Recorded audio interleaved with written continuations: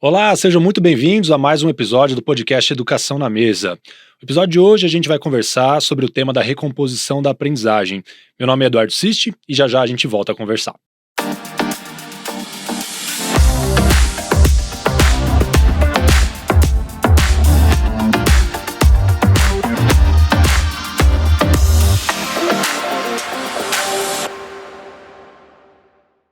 Antes da gente começar, queria convidar você a acessar nossas redes sociais. Vai lá no Instagram, coloca um @Sistema Etapa e @etapa.público. No YouTube você também encontra a gente, tem bastante material bacana para você conferir. E hoje eu vou bater um papo com o Rodrigo Mutuca, é algo que a gente sempre faz, na verdade, toda semana a gente conversa, a única diferença é que hoje essa conversa vai ter gravada, né? Tudo bem, Rodrigo? Tudo ótimo, principalmente sabendo que está gravada. Bom, o tema de hoje é recomposição da aprendizagem. A gente sabe que a pandemia de Covid-19 ela afetou muito a realidade de várias escolas, afetou muito a aprendizagem dos alunos, e essa foi uma enorme preocupação, né, de toda a comunidade escolar sobre como recompor, recuperar, como pensar na aprendizagem do aluno nesse período tão crítico, né? Eu gostaria de saber de você. Você dá aulas de português, né, para as turmas aí do Ensino Fundamental 2. Você notou alguma diferença em relação ao período pré-pandemia, na postura, no engajamento, na participação dos seus alunos? Bom, na verdade, eu tenho que fazer algumas ressalvas à minha resposta. No que diz respeito ao aprendizado dos alunos, o engajamento, eu não percebi um problema muito grave, não. Na verdade, o que eu mais notei foi que, depois de 1 ano e meio, 2 anos, sem poder dar a aula presencial, eu estava com tanta vontade, mas com tanta vontade de voltar à ativa, eu me senti mais presente, mais engajado, com uma vontade diferenciada de interagir com os alunos. E pelo fato de eu dar 2 aulas por semana, ter uma programação, assim, relativamente tranquila, principalmente quando comparada à programação do ensino médio, eu acho que isso me ajudou muito a não sentir o aluno diferente de quando ele era antes da pandemia. Na verdade, eu acho que a principal diferença foi positiva, no caso, uma vontade de estar em sala de aula com os alunos, de conseguir engajá-los, e eu acho que isso acabou funcionando muito bem. Só que, como eu disse, essa minha resposta merece algumas ressalvas. Se eu tivesse apenas uma aula semanal, se a programação fosse um pouco mais corrida, se os alunos estivessem com uma preocupação um pouco maior com o vestibular, por exemplo, talvez eu não conseguisse colocar essas mesmas técnicas em prática. Então eu pergunto para você, trabalhando com o pessoal do ensino médio em aulas regulares e não nas eletivas, você sentiu alguma diferença nos alunos? Eu senti uma diferença muito clara. Quando eu voltei ao presencial, acho que foi muito semelhante ao seu caso, né? A gente voltou com muita vontade, era legal reencontrar os alunos, né? Muito bacana, a sala se vendo depois de muito tempo de isolamento. Então, aquela animação, ela existia. Eu sentia vontade, eu sentia que os alunos estavam preocupados e talvez até ansiosos, né, pelo retorno. Mas ao longo do tempo foi possível notar também que eles estavam um pouco mais impacientes, né, com uma aula de 50 minutos, coisa que antes eu não notava, né, assim, semanalmente nas minhas aulas. Notei também de alguns alunos um certo cansaço, né, isso foi bastante perceptível nas aulas, e também muita dificuldade de organizar os estudos, né. Quando começaram ali as provas, regulares, alguns alunos estavam realmente ansiosos, porque eles perderam um pouco aquela prática, né, de estudar cotidianamente, ir para uma prova, sair dela com resultado, se adaptar a isso, e isso foi perceptível inclusive nas notas. Eu lembro de uma pauta que a gente desenvolveu, a gente até visitou algumas escolas para trabalhar isso, e a gente acabou notando algo bem curioso, que é o fato de que, aparentemente, os alunos estavam sentindo falta dos colegas, até num sentido pedagógico, de poder conversar sobre as aulas, sobre as tarefas, trocar impressões, sobre os mais diversos aspectos do cotidiano. E a gente já estava até comentando, né? Poxa, aquela conversa que às vezes os alunos fazem de uma forma discreta, às vezes nem tão discreta assim, parece que isso daí também tem um certo fundo pedagógico, isso daí também pode contribuir muito para o processo de aprendizagem deles, né? Sim, totalmente. Nessa formação eu lembro, né, que a gente falou bastante sobre a importância da socialização. E a gente até orientava os alunos, né, que virtualmente eles simulassem situações de interação social. Mas é curioso, né? Na volta, eu senti também que até quando a gente entra em sala, que geralmente tá aquela conversa, né? Os alunos ali, né, todos socializando, isso parece que se perdeu um pouco, né? Em alguns casos eu senti um pouco até de apatia por parte dos alunos. Quando você diz isso, eu lembro que agora há pouco você mencionou a questão da avaliação, né? E, obviamente, a apatia não é algo que aparece numa prova. Sim. Então, eu imagino que você está pensando em avaliação num sentido mais amplo e Uhum. tal, Informal. informal, numa coisa assim, eu não sei se é correto dizer um pouco mais sofisticada, mas em algo que exige do professor uma sensibilidade maior, uma atenção diferenciada para o comportamento do aluno. Sim. Quando a gente fala em avaliação da aprendizagem, talvez a primeira coisa que vem à mente são as provas, né? Então, o professor ele dá aula, ele prepara a prova, aplica a prova, recebe uma nota e o processo se encerra aí. Essa é a versão, né, mais talvez estereotipada do que possa ser uma avaliação. E, na verdade, o processo ele é muito mais complexo do que isso. Quando a gente fala em avaliar a aprendizagem, existem diferentes momentos de avaliar o nosso aluno. Então, quando eu entro em sala e eu percebo que talvez exista um pouco de apatia, eu estou fazendo uma avaliação coletiva dos meus alunos. Não é uma avaliação de conteúdos, mas é uma avaliação da postura. Então, claramente, eu vou ter que pensar em estratégias de como lidar com essa nova postura em sala de aula. E também, né, quando a gente pensa no processo avaliativo, talvez seja muito bacana quando a gente fala de recomposição da aprendizagem, pensar em, primeiro, numa avaliação diagnóstica. Então, isso a gente faz, né? Lá no começo do processo, a gente aplica. Pode ser uma prova, pode ser um questionário, existem diferentes formas de fazer uma avaliação diagnóstica, mas é muito importante cobrar conhecimentos bem básicos, simples. Tem até uma passagem que eu gostei muito de ter lido, cobrar aquilo que a gente sabe que os alunos já sabem. Porque dessa forma ele vai sentir um pouco de confiança e a gente vai conseguir identificar se aquilo que é essencial para o andamento da aula, se ele sabe ou se de fato isso ficou para trás. Então esse seria o primeiro passo. Segundo, a avaliação formativa. Avaliação formativa, na verdade, a gente faz ao longo de todo o ano. É um tipo de avaliação que não necessariamente ele tenha que resultar numa nota, mas pode resultar, né? O professor tem essa liberdade, é claro. E a intenção da avaliação formativa é fornecer um feedback imediato. Então não é necessário que eu pense numa prova muito elaborada, né, numa prova bem sistematizada, e que só depois de um tempo o aluno vai conseguir ter indícios, né, da sua aprendizagem. Quando eu entro em sala, né, e começo a minha aula retomando aspectos da aula anterior, fazendo perguntas para a sala inteira, isso é uma avaliação formativa. Ela tem um grau de informalidade muito menor, mas ela me dá algumas pistas, alguns indícios de que ponto, né, os alunos estão em determinados conceitos, conteúdos, habilidades, e a partir disso eu posso adaptar. E tem assim professores, né, visitando as escolas, a gente se depara com práticas muito legais às vezes, né? Visitando um colégio em Marília uma vez, a professora me disse que fazia uma prática em que ela pedia para o aluno colocar no começo da aula num papelzinho o que ele sabia sobre determinado conteúdo ou conceito. Passava a aula, no final, o que esse aluno sabia, o que ele conseguiu acrescentar àquele conhecimento.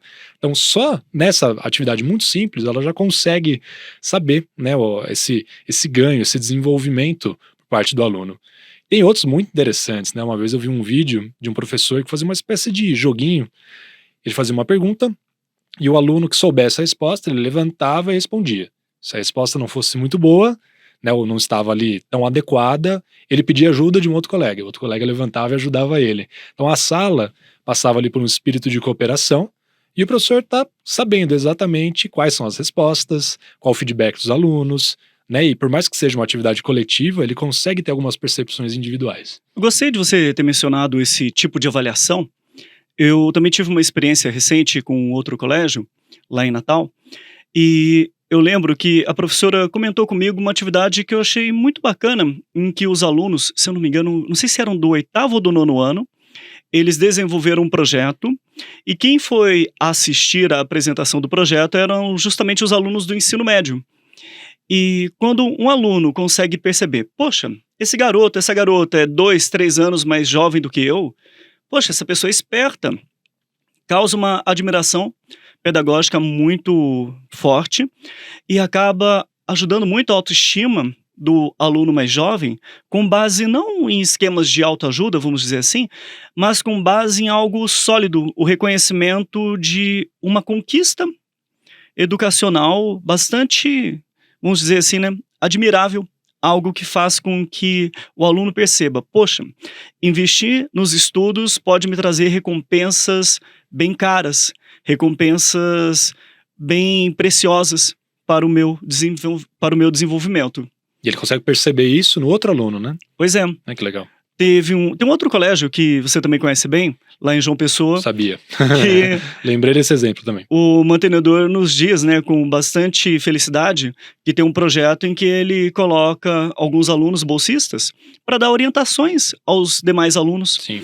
Seja orientações assim mais genéricas sobre como que funciona a escola, como que funciona o material didático, até mesmo para tirar dúvidas. E a gente gosta muito de enfatizar que quando alguém ensina algo para um colega, quem mais aprende, muitas vezes é quem está ensinando. Às vezes eu não tenho uma técnica muito boa para ensinar alguém, mas eu vou melhorando porque eu começo a entender melhor aquele tópico. E a gente está falando bastante, né, de formas informais de avaliação, e você mencionou que no início, né, no retorno às aulas, você percebeu que tinha alguma coisa estranha ali acontecendo. Aí eu gostaria de saber o seguinte, por meio das suas avaliações formais ou informais, você teve uma sensação de que os alunos estavam se esquecendo daquilo que eles aprenderam ou de que talvez eles não tivessem visto uma parte do conteúdo? Isso é bem bacana de você perguntar, porque os próprios termos eles geram talvez algumas confusões, né? O termo que mais popularizou é recomposição da aprendizagem. Então eu recomponho algo, né? Agora, quando a gente fala em recuperação, eu recupero algo que eu perdi.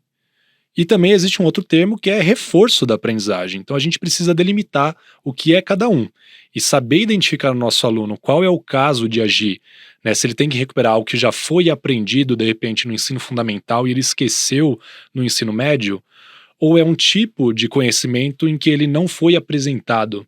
Essa era uma grande preocupação, né, no período aí do isolamento social, da quarentena, em que muitos alunos não tiveram acesso à aula. Aí é um caso bastante específico, né? Então a gente precisa saber identificar qual é cada qual, né? E aproveitando esse tema das avaliações, a gente fala também bastante sobre avaliação somativa, né? Eu queria que você comentasse um pouco como que nas suas provas regulares você consegue identificar essas defasagens e se é possível nesse tipo de prova agir em relação à recomposição ou recuperação da aprendizagem. Ok. Eu gosto muito de pensar nas minhas ações criando um paralelo entre uma decisão mais refletida, uma decisão, vamos dizer assim, mais sábia, e uma outra feita de uma forma um pouco mais automática, de uma forma menos aprofundada. Se eu entrego para o meu aluno uma prova e ele olha lá um número, nota 8, nota 7, 7,5, 9, e ele chega à conclusão de que ele foi bem, foi mais ou menos, foi excelente ou foi mal, isso é muito pouco. E se eu permito que o meu aluno saia da minha aula acreditando, eu sou a nota que ele tirou, eu cometi alguns erros graves. Em sala de aula eu gosto que meus alunos eles anotem no caderno todas as notas parciais da redação, por exemplo. Então o aluno foi lá, fez uma prova, tirou 8,5. Peraí, eu quero saber exatamente como que você construiu essa nota. Eu uso exatamente esse verbo. Como que você construiu essa nota? A nota não é dada por você, né? Exatamente. Como muitas vezes chega ele não pra ganhou gente. uma nota, né? Ele construiu. Aí ele vai ver. Adequação ao tema e à proposta. Fiz tudo certinho, não tangenciei, ganhei, sei lá, 1 ponto, 2 pontos. Ganhei a pontuação máxima. Linguagem. Fui apenas regular na linguagem. Talvez seja algum aluno estrangeiro, talvez seja algum aluno que fala em casa um outro idioma que não o português. É até compreensível. Só que às vezes, né, eu lembro que se esse aluno tivesse estudado na mesma época em que eu estudei, se esse aluno tivesse a minha idade, talvez ele tivesse tido problemas bem mais graves, porque alguém ia olhar para a linguagem dele e a nota dele, muitas vezes, iria ser o reflexo da linguagem. Só que essa pessoa que teve um desempenho apenas mediano em linguagem, eu consigo perceber que teve uma coesão de alto nível. O texto é quase musical se eu fizer os ajustes com ortografia, com flexão, etc. Aí eu começo a procurar um outro critério, que é a descrição, a capacidade de criar imagens visuais, sonoras, táteis, e essa pessoa mostra que ela entende do assunto. Talvez esse texto tenha nascido no cérebro do meu aluno, da minha aluna, em outro idioma. E ele foi transpondo.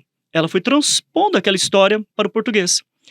O último critério, que seria a estrutura, tem lá pistas que são devidamente recuperadas depois, tem uma conclusão que retoma algo quase que imperceptível da introdução, eu percebo que existe uma progressão, suspense. Essa pessoa não tira a nota máxima na minha prova, porque em linguagem ela teve dificuldades. Que bom! Ela sabe exatamente como que ela pode investir seus esforços numa próxima prova. Eu acredito que toda avaliação pode ser não só somativa, mas ela também pode servir para fazer um diagnóstico, ou poderia também ser encarada como uma avaliação formativa. A partir do momento em que nós, professores, começamos a olhar para as questões da prova não como uma nota só, mas como a possibilidade de a gente identificar várias habilidades ou vários lampejos de inteligência, ou o contrário disso, algumas lacunas, algumas falhas, eu acho que o nosso trabalho acaba sendo muito mais precioso. Numa prova de história mesmo. Eu imagino que o aluno ele não trabalha apenas memorização. Eu imagino que numa prova você não vai perguntar em que ano que Brasil foi descoberto. Talvez você até coloque um texto mencionando a palavra descobrimento, outro texto mencionando achamento do Brasil, algumas questões sobre as hipóteses que fizeram com que os portugueses fossem os primeiros a chegar aqui. E, bom, desse assunto você entende muito mais do que eu. E aproveitando, né, que você percebeu que agora eu estou me preparando para fazer uma pergunta para você, eu queria saber o seguinte: você está dando aula, você percebe que o aluno ele não teve um bom desempenho em um determinado tipo de habilidade. Como que você faz para tentar consertar isso? Você voltaria a ensinar o tópico da apostila anterior, do zero, para ver se o aluno aprende? Qual seria uma boa saída? Bom, existem diferentes formas, né? Primeiro é identificar, talvez, quais são as defasagens desse aluno. Que nem você mencionou em redação, você vai ali trabalhando determinados tópicos, determinados critérios de correção, e você deixa muito claro isso para o seu aluno, ele sabe de onde vem a nota dele. Eu acho que em história e qualquer outra disciplina é a mesma coisa, né? Eu acho muito relevante, perdão, tá? Quando a gente entrega, né, uma atividade, uma avaliação para o nosso aluno, que ele perceba, então eu não estou tão, digamos, à vontade com interpretação de texto, mas memorização eu vou muito bem. Talvez eu não vá tão bem em análise de imagem, mas eu consigo trabalhar muito bem a solução de um problema, a construção de uma argumentação. Então esse trabalho ele é importante, né? A gente ter essa transparência, dar esse feedback para o aluno, para que ele saiba exatamente quais são os seus pontos fortes e aqueles que podem ser melhorados. Agora, existem, claro, outras técnicas, né? Quando a gente fala de, será que tem que dar de novo a aula? Eu acho que esse é um problema bastante grave, porque vai comprometer todo um planejamento, toda uma programação, e a gente tem que pensar também que é um trabalho coletivo, né? Tem uma sala bastante diversa. Eu particularmente gosto bastante de trabalhar com abertura de janela. Então, ao invés de dar uma mesma aula, eu faço uma intervenção que eu considero bastante pontual, retomo alguns pontos que são considerados essenciais. Nesse quesito, eu não entro em detalhamento. Isso não importa muito, na verdade, né? Porque esse trabalho de detalhe, né, esse aprimoramento, ele vai ficar para uma outra oportunidade. Na verdade, eu estou mais preocupado que o aluno tenha essa base conceitual. Então vamos supor, vou pegar um exemplo, acho que sempre facilita, né? Quando a gente fala sobre implantação da República no Brasil. Essa aula, no geral, é uma aula bastante descritiva, porque é um processo bastante conturbado, tem uma série de personagens, tem uma série de tensões, uma série de problemas ali. Nesse contexto, né, da quarentena, eu percebi que detalhar demais a aula não seria uma boa estratégia. Isso em outro momento talvez funcionasse muito bem, o aluno mais curioso, aquele que quer ter uma noção maior do processo, pode funcionar legal. Mas nesse cenário, eu opto por tirar até alguns nomes, tirar algumas datas, eu estou mais preocupado com esse panorama, com esse olhar mais geral sobre um processo, sobre um fenômeno. Acho que essa é uma adaptação importante de se fazer, né? E quando a gente fala de memória, Muitas vezes o aluno ele tem uma preocupação excessiva com isso. Ele acha que estudar história, biologia, geografia é um amontoado de conteúdos que ele tem que necessariamente memorizar, despejar numa folha de papel, né, no dia da prova, e depois disso ele pode esquecer. Só que isso não gera aprendizagem, né? Esse é um problema já sabido, a gente até já conversou sobre isso em outros momentos. E a memória, ela deve ser trabalhada, né? A memória, ela fica ali, né, guardada, mas se você não usa, se você não tem, né, uma praticidade, uma finalidade, ela vai sendo descartada aos poucos. Então, por isso que é importante a gente até pensar na lógica da espiral crescente, né? Nosso material é inteiro programado dessa forma, em que conceitos, conteúdos, eles vão sendo retomados aos poucos. Se a gente pega o caso lá de matemática, né, um exemplo que a gente sempre usa, inclusive, polinômio. O aluno ele olha polinômio, ó, se eu não me engano, no sexto, no oitavo, no nono, no ensino médio inteiro.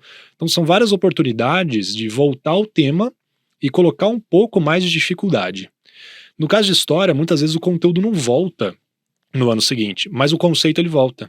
Então, se eu falo de democracia na antiguidade, né, grega, legal, talvez eu só vá trabalhar a democracia grega daqui a uns anos. Mas no ano seguinte eu vou falar de democracia, né, nos Estados Unidos, eu vou falar de democracia no Brasil.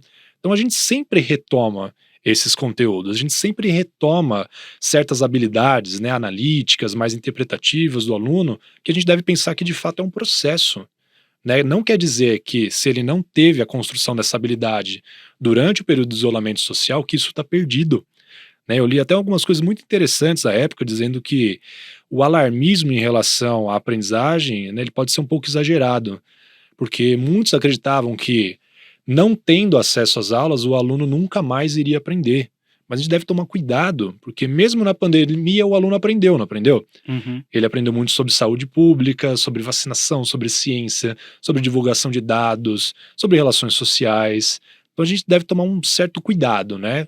É um trabalho, é um processo, eu não acho que a gente vai resolver o problema da noite para o dia.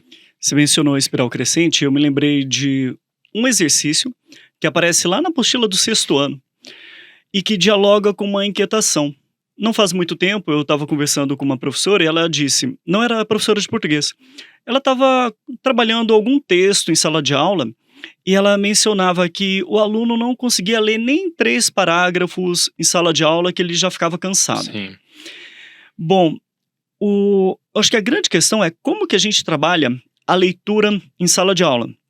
Você sabe que eu gosto muito de etimologia, tem uma etimologia que eu uso muito nas nossas conversas, em palestras, que é do verbo ler, né? Eu costumo dizer que o verbo ler, ele se transforma em outros verbos do português, por exemplo, inteligência. Inteligência seria a capacidade de ler nas entrelinhas. E o que eu vejo nos meus alunos é que se eu tentar ler com eles 2, 3 parágrafos correndo, eles não vão prestar atenção, porque eles têm a sensação de que aquilo ali eles podem fazer sozinhos, sem a minha ajuda, num lugar mais calmo, mais tranquilo, no momento em que ele quer fazer aquilo.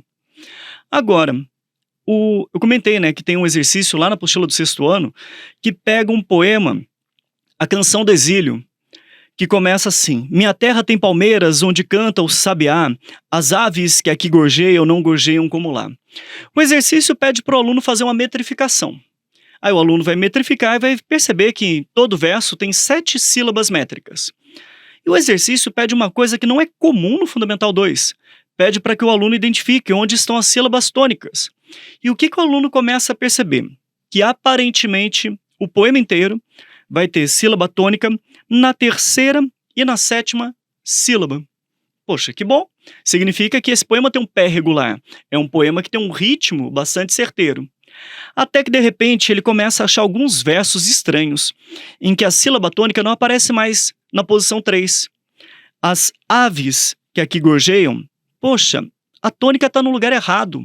Esse verso é de uma qualidade inferior, de acordo com o ritmo. E a gente começa a falar em sala de aula, né? Poxa, que coisa, né? Por que será que aconteceu isso? Será que o poeta não é tão habilidoso assim? Ele errou. Ele errou, né? E de repente eu falo para os alunos, vamos fazer de conta, vamos partir do pressuposto de que ele tem errado sim, de propósito. Por que será que ele erra exatamente nesses versos? Aí os alunos começam a ler, começam a levantar hipóteses, até que alguém menciona, professor, esse poema foi feito em Portugal, o poeta está com saudades do Brasil. Você percebeu, professor, que todos os versos em que ele menciona Portugal são justamente os versos que têm uma metrificação ruim? É como se a insatisfação dele em estar em Portugal fosse tão grande que o impedisse de fazer um poema de alto nível. Então o poema falha justamente quando ele fala de Portugal. Isso significa ler nas entrelinhas.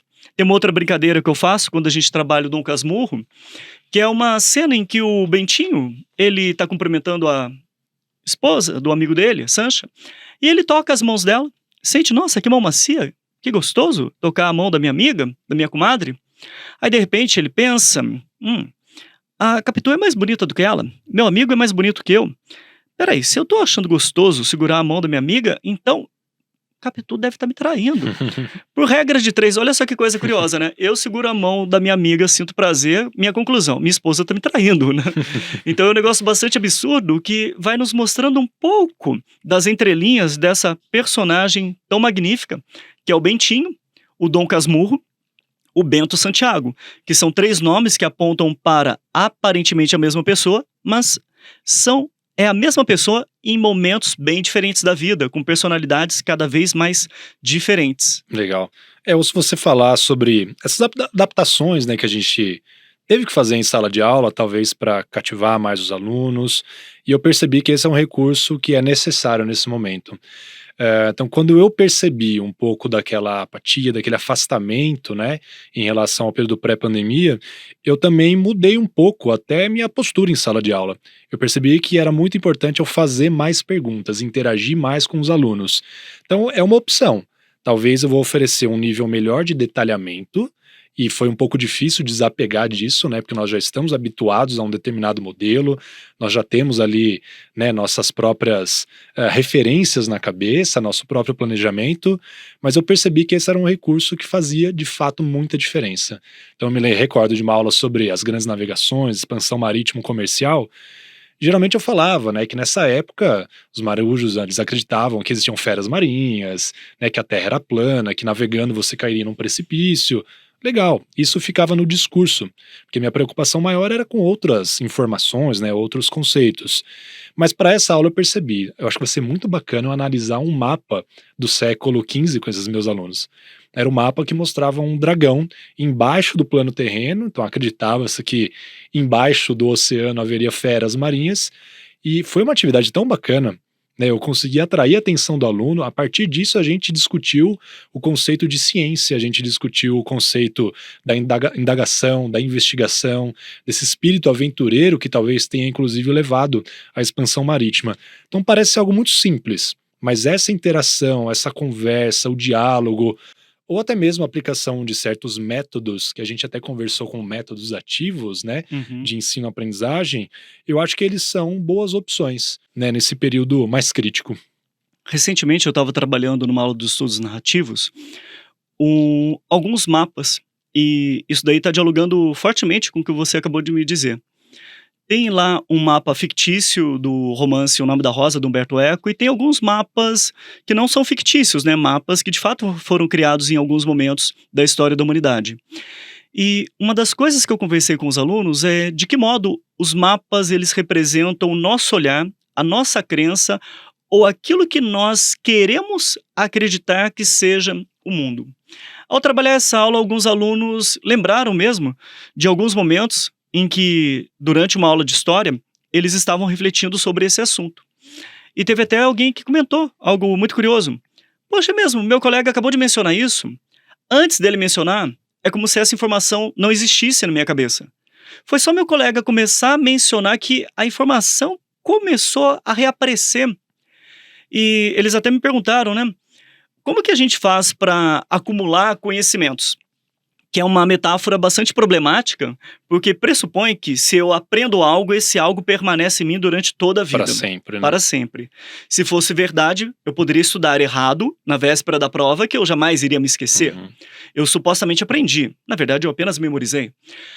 Em vez de a gente pensar em acúmulo de conteúdo, de conhecimento, se a gente pensar na espiral que você mencionou agora há pouco, se a gente pensar que todo o nosso aprendizado ele merece uma revisão, um aperfeiçoamento, eventualmente um questionamento, uma mudança de perspectiva, a tendência é a gente trabalhar a médio e longo prazo a memória do nosso aluno. E eu acho que isso nos ajuda a responder a grande questão dessa conversa, que é como ajudar o aluno a recuperar aquilo que supostamente ele não aprendeu, ou como ajudar o nosso aluno a recuperar aquilo que ele aprendeu, mas de que ele não se lembra tão bem. Você mencionou algumas práticas que você trabalha em sala de aula, também em avaliações, às vezes, né, misturando avaliações e aula ao mesmo tempo, para que o aluno perceba que ele não está estudando para fazer uma prova e tirar uma nota. Ele está estudando para aprender. Então, à medida em que ele percebe que a avaliação ela é cotidiana, constante, quando a gente consegue entregar um feedback de alta qualidade, a tendência é a gente conseguir minimizar os danos que a pandemia nos legou. Sem dúvida. Bom, e pensando nesse problema, né, que a gente fala sobre as aprendizagens, eu acho que existem várias formas distintas de recompor ou recuperar a aprendizagem do aluno, né? Então, só retomando, você mencionou a tutoria pelos pares, que Uhum. comprovadamente é um método que funciona muito bem, né? Os alunos têm um vocabulário muito próprio, né? Tem essa questão da empatia, de ser alguém da sua faixa etária. Dá para a gente pensar em aulas de reforço, né? Para aquele aluno que talvez tenha conhecimentos mais básicos, mas é necessário um aprofundamento. É possível pensar em roteiros mais personalizados, mais direcionados. Isso foi algo que eu fiz nas minhas provas, né? Quando a gente voltou ao ensino presencial, né, o primeiro resultado que eu tive, né, dos meus alunos não foi tão bacana, mas foi até interessante porque eu pude ter uma conversa com eles sobre o que aquilo representava, sem criar estigmas de você é inteligente, você é burro, isso vai determinar o seu futuro. Eu acho que essa conversa foi muito importante para, inclusive, minimizar a ansiedade. E a partir disso, eu fiz um roteiro bastante detalhado, daquilo que eu considerava mais relevante, essencial, da aula, daquele conteúdo específico, as habilidades que ele deveria desenvolver. Disponibilizei isso e foi muito bacana observar que o resultado ele foi melhorando com o tempo. Né, fora isso, a gente tem outras possibilidades, né? Um plantão de dúvidas, dá para pensar em horários, né? Disponibilizar para os nossos alunos, para que eles façam ali um trabalho conjunto, um grupo de discussão. Enfim, são muitas possibilidades. É claro que cada escola tem uma realidade, cada município tem uma realidade, e a gente deve avaliar, né, o contexto de cada um e pensar em estratégias mais direcionadas, né? E o bom é que tudo isso que você mencionou vale não só para esse momento de pandemia, de pós-pandemia, mas eu acredito que daqui a 10 anos, daqui a 15 anos, uma boa parte do que você falou pode continuar valendo e, claro, sempre sendo aperfeiçoado. A partir do momento em que a gente acredita que as nossas técnicas não precisam de nenhuma revisão, a gente corre o risco de começar a engessar o nosso próprio trabalho. Sim. E quando a gente fala de recomposição da aprendizagem, acho que isso não é uma novidade da pandemia de Covid-19. Nós já tínhamos vários problemas em relação à aprendizagem, né? E recentemente a gente inclusive viu uma palestra do Tiago Tamborini, né, um psicólogo que faz diversas ações aqui com a gente, e ele mencionou que alguns estudiosos afirmam que hoje a geração não é mais contada a cada 25 ou 30 anos, ela é contada a cada 5 anos. Então nós temos mudanças na criança e no adolescente a cada 5 anos. Como que a gente lida com isso? Né, são tantos estímulos, jogos, séries, como que a gente consegue, né, chamar a atenção do aluno para que ele perceba a importância daqueles conhecimentos numa aula nossa? É difícil essa competição. Então a gente vai precisar pensar em recomposição da aprendizagem, em recuperação, em reforço. Eu acho que esse não é um tema que vai se esgotar. Eu acho que esse podcast não está datado, né? Como pode Uhum. ser a preocupação de muita gente com esse tema que a gente está abordando. E ao mesmo tempo, uma sensação de, poxa, essa conversa ela não é suficiente, eu vejo isso com bons olhos. É como se a gente estivesse preparando um para o outro um convite para uma outra conversa para a gente desenvolver metodologias ativas, avaliações.